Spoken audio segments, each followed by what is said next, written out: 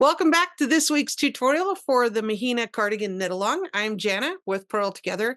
And before we get started with that, I have 3 new patrons I want to extend a thank you to. Thank you so much for supporting the channel, for joining up over at patreon.com/Purl Together. Their small monthly pledge helps support the channel each and every week to bring these videos to you. And in trade, I offer some exclusive things for patrons only, like knit-alongs, discounts for events and classes. On occasion, there'll be patron-only videos. We have an exclusive Facebook group. I always check there first and take care of anybody's questions, or we just have a lot of fun. So thank you so much for joining. Heartfelt gratitude goes out to Evelyn, Carol, and Maisie. If you're interested in checking out what I'm offering for your patronage, you can head over to patreon.com/together. There's a link down below in the video description as well. Okay, let's get started.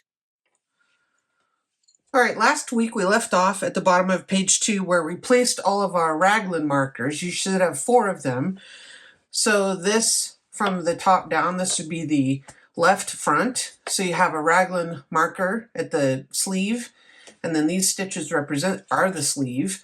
Then you have another Raglan marker, and then you have the center back, and then you have 2 more for denoting the sleeve on the right side of your sweater.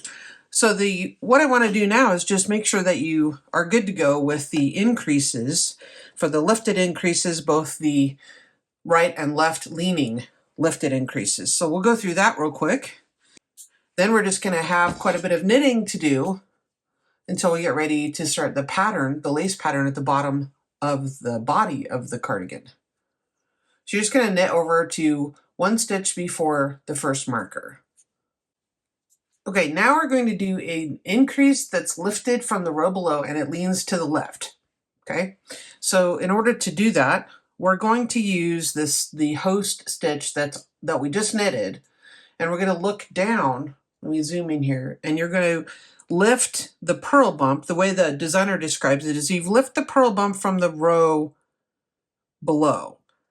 So you have the purl bump that's, let me turn this over so you can see. You have the purl bump, which is right here at the base of the stitch we just made, but then you have the purl bump that's down here. That's the one we want.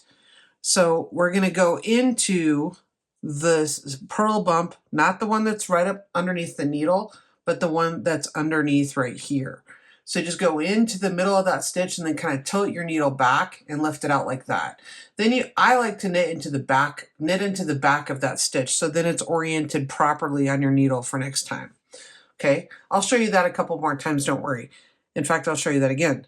So the way that I learned it was generational. So you have the daughter that's on the needle now, you have the parent stitch that's right below, and then you have the leg of the grandmother. So which is the same thing. We're lifting the grandmother's leg, see that? Or the purl bump from below. Either way is the same. Knit right into the back of that. So that's a left leaning increase. Then you just knit one, okay, slip your marker, knit the next, and then we'll do a right leaning increase in this stitch, which is simply lifting from this row. And if you'll notice, we're actually making our increase stitch from the same row. The difference is that we found that purl bump, or we found the leg of the stitch after we'd already knitted. And after we'd already knitted it, and it was residing on the right-hand needle. But this we're doing before we knit the host stitch. So we're just going to go ahead and grab the purl bump or the leg of the stitch from the row directly below and knit right into that. Okay, I'll show you that again. Don't worry. And you have your marker. Your marker is in the center of the 2 stitches that remain just knitted stockinette. So here's the increase here, a knit, and here's the increase here. Okay, so then we're going to knit right over to the next one, and I'll show you those again just so it's super clear. And also, I have a tutorial about lifted increases. I have a video just for that, and I will link that up here at the top right-hand corner of the screen, and also down below in the video description if you want to see that slower. All right, again, I've knitted over to 1 stitch before my marker. And by the way, these markers, I love them. They're small and they don't get in my way, and they're for monster stitches. So if you haven't checked out her stuff yet, I'll put a link down below for that. She has some great, really fun markers and other accessories. Okay, so again, we've knitted right before the marker. The stitch we're going to use, the column we're using to lift from is already on the right-hand needle. And so rather than grabbing the stitch right below, we're grabbing the stitch below that, the purl bump. So I go right into the middle, tip my needle back, and there you have it. But you notice it's oriented wrong, so we're going to knit into the back loop to fix that. Okay, then knit one again, and then here's our right-handed lifted increase right underneath, because we haven't knitted this stitch yet, so we're going to go ahead and grab the row right below, the purl bump right below, put that on my left needle and knit into it, because that one was not oriented the wrong way, so we can knit right into that. Okay, so I'll show you one more time and then we'll be done with that. And then all we're going to do is alternate rows. So once we get to the end of this row, we're going to purl our way back and just alternate an increase row and a plain purl row as many times as the pattern designates for your size. Okay, here we go. Last time, we're going to knit a left leaning increase by going into the purl bump on the row below, not this one right near the needle, but the one down lower, next one down. So into that stitch, tip your needle back, knit into the back loop. Okay, left leaning increase, and we're going to knit one, slip the marker, and knit one, and then we'll do the right leaning increase like we have before a couple of times. Into the stitch below, tip your needle back, and then just knit right into that. Okay, I think you've got it. As always, you can holler if you have any questions. And also what's handy is you're going to do this a few more times, purl your way back, knit this sequence, knit these two rows the number of times that the pattern calls for, and then double check your stitch counts before we go separating for the sleeves. So be sure to double check your stitch count there. She has them all listed for you, how many stitches you should have in each section between the markers. So that's really handy. Now I've finished all my Raglan row increases, and I just want to double check my count between all of the sections. So I've double checked from the beginning to the first marker, and then the sleeve section, the center back. So I'm just double checking my stitches before I divide for the sleeves. Okay, so the next thing we want to do is divide the sleeves off so that we're going to knit across to the sleeve section and then take these stitches here that will represent our sleeve, and what's going to happen is we'll put these on waste yarn, so then they'll fold over and become the sleeve, and then we'll just knit the body of the sweater. So I'll show you how that looks when we're done doing it. But the first thing I want to point out is I only have like a couple feet left of this ball of yarn. So I'm going to go ahead and do a Russian join so that ideally, when I start a new skein, it can be on the edge, but it's fine if it's in the middle. I mean, I really think it's going to be fine. I had to do that earlier. I ran out and kind of wasn't paying attention, and so I did this join in the middle of the yoke earlier on. So it's going to be fine. But what I like to do, I'll just go ahead and show you this. I do have another video about the Russian join on the channel, and I'll link that up above here in the upper right hand corner of the video, and then also down below in the description. But first I'm just going to take a smaller size darning needle, a tapestry needle, you know, the kind that comes in the little kits like this. And all I'm going to do is I want the tail to be relatively short. Then I'm just going to fold this over. Let me zoom in here just a little bit. I'm going to fold this over, and I'm going to just start kind of putting the needle inside the twist of the yarn. And if you kind of pinch that so that it makes a tube, you can see how that's going to thread inside the twist. Now, if it pops out here and there, it's not that big of a deal. But I want to do that as long, you know, as long of a distance as I can, because I want to try to hide the tail. So I'm just feeding that inside itself like that. And then I'm going to, you know, cinch this down, maintain the loop here because you're going to need that, and then just work that tail through. So you can see what we've done here. Okay, but we're going to need this loop because we're going to put the other end of the yarn through the loop. Okay, so I'm going to take my new ball here and go ahead and remove the label, and I find the outside and then just tuck that around, and then I just fish around on the inside here until it seems like I have a good strand that's not going to cause too much of a yuck ball coming out of there. Then I'm going to do the same thing. However, before, I like to moisten my finger a little bit and twist this in the same direction as the ply. Okay, so then we want to thread this through here. We want to have the loop. We want to have this threaded through the loop we made on the other end, and then fold that over, keeping that loop there.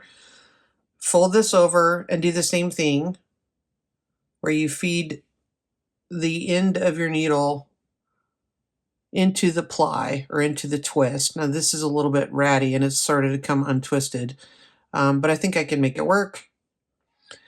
This is just a little bit smoother than tying a knot.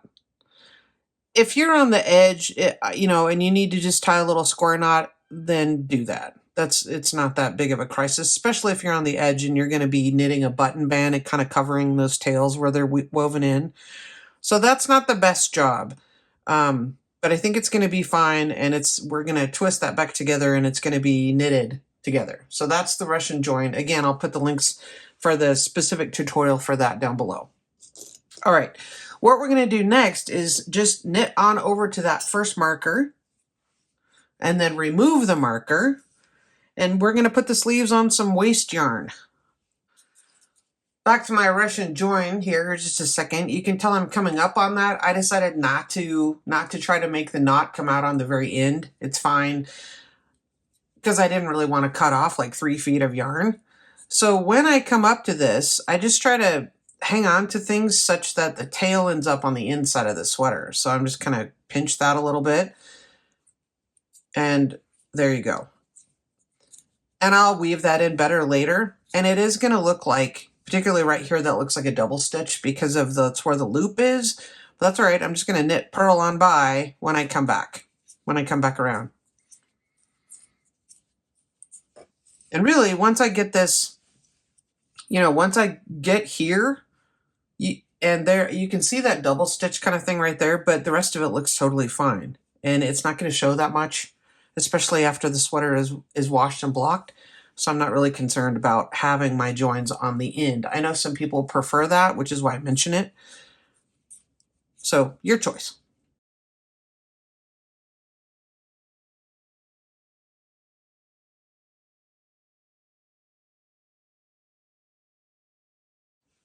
All those stitches are now on the waste yarn, so I'm going to remove this next marker and go ahead and pull my needle out. So I have my sleeve section on waste yarn. All right, we are underneath the arm where this is the sleeve. So this section, this little bit here is underneath your arm hole, or your armpit actually. So what we're going to do is cast on a few stitches to make the armhole the correct size. Now, a lot of people prefer the backwards E or the thumb cast on. It's really a half hitch if you want to talk actual knot terms, which is where you just turn your finger over like this and just loop that over so that your working yarn's coming underneath. Okay, and that's totally fine. You can do the backwards E or the thumb cast on. I don't particularly care for that because I don't think it feels flimsy to me, to be honest. So what I like to do is the cable cast on for this little tidbit. So I'm going to turn my work over so that I have the working yarn on the left needle, and actually the wrong side of the work is facing me. And I'm going to go in between these stitches rather than, I'm going in between. Okay, see that? Wrap as if to knit and bring that through, and then I'm going to put it back on the left needle. Not like this, but I'm going in underneath and putting it on the left needle. So I'm going to do that a whole bunch of times. Again, there I have a video for this. I'll put that down below. But you just simply go in between, wrap, pull that stitch through, tip your needle forward, and then put it back on the left side. I'm going to do that for the prescribed number of stitches that I need. Now, I like this because it provides a more firm edge underneath there that's going to be, I think, easier to pick up later when we get ready to pick up and knit the sleeves. All right, I have cast on the amount that I need, and I just wanted to show you this. I'm just pulling this through so I can show you. I just think that makes a more solid edge than, just simply doing a loop. But you do what works for you because you're the boss of your knitting and it's your sweater.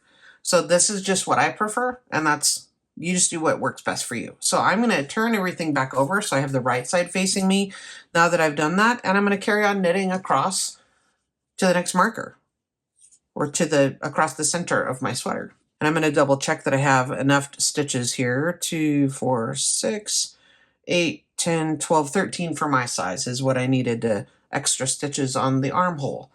Now I'm going to give that a good little tug because I want this to be connected correctly, and I want there to not be a bunch of loose wonkiness there. So I'm going to give that a good little tug. Same with the second stitch and the third, just so I have some good tension there. Now I'll go back to my regularly scheduled programming and knit across these center back stitches. I've reached the other marker, and I'm just doing the exact same thing and putting these sleeve stitches on the waist yarn, slipping all of them as if to purl. Then I'm just going to do the same thing with the casting on some more underarm stitches, and I'll show you that one more time as well. Okay, I have all these sleeve stitches on now, and I've went ahead, I pulled this needle through a little bit just so that I don't lose any of these stitches while I'm messing about with my cable cast on. So again, I'm going to turn this around since my yarn is coming off the back. I'm going to turn this around so that I can manipulate this to do my cable cast on, and I have the wrong side facing me. And I put my needle in between those stitches, wrap as if to knit, pull that through, and put it back on. So that's 1, 2, 3. You're just going to carry on doing as many as you need for your size. All right, I finished the number of cable cast on stitches that I need. And now I'm ready to join this back up for the underarm. I'm going to give this a good little tug after I get that started on the second stitch as well. Give that a little bit of snug. And then carry on knitting to the end of the round. Okay, when I'm finished with that round, this is completely arbitrary and ridiculous and unnecessary. It's just something I like to do. I kind of even out my sleeve stitches so they're more appropriately spaced instead of just bunched all together. And then I like to just tie myself a little bow right here. It just makes me happy, completely arbitrary and unnecessary. It's just what I do. There you go. All right, I'm really loving how mine's coming out. Some people have expressed a little bit of concern about how you can kind of see these increases and it's a little bit waffly right here. I'm confident that's going to block out. I'm not concerned about that at all. I'm really digging the way mine looks, and I'm loving the color. So here's my underarms, and now I'm just going to knit back and forth, knit and purl and stocking stitch for 4 inches, and then we're going to begin the lace section. And so don't be concerned about that. I will walk you through it. I have tips for how to do the lace, how to watch for mistakes, etc. So that'll be coming up next week. All right, happy knitting. Be sure to drop a comment down below or in any of the groups, the Facebook group, the Ravelry group. Drop a comment down below. And if you have any questions, and I look forward to seeing you next week. Happy knitting.